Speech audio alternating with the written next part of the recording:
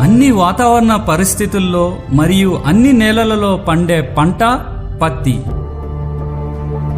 పత్తిలో సుమారు 150 రకాల పురుగులు ఆశించి నష్టపరుస్తాయి. ఆంధ్ర, కర్ణాటక, తెలంగాణలో 10 నుంచి 15 రకాల పురుగులు ఆశించి నష్టపరుస్తున్నట్టు గమనించడం జరిగింది. అందులో కొన్ని రసం పీల్చేవి, కొన్ని కాయతొలుచు పురుగులు ఉంటాయి.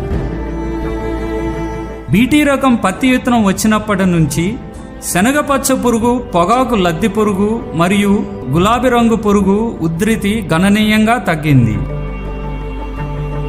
అయితే గత 2-3 సంవత్సరాల నుండి గులాబీ రంగు పురుగు ఆశించి పంటను నష్టపరుస్తున్నట్టు మనం గమనించవచ్చు. దీనికి మొదటి కారణం పత్తి చేను చుట్టూ 5 వరుసల నాన్ బీటీ విత్తనాలు వేయలేకపోవటమే. పంట కాలం 5 నెలల కన్నా పొడిగించడం, పత్తి పంట అయిపోయిన తర్వాత ఎండిపోయిన పత్తి కట్టెని ఇంటిలో వంట కోసం నిల్వ ఉంచుకోవటం. ఇలాంటి మరిన్ని ఆసక్తికర వ్యవసాయ విషయాల కొరకు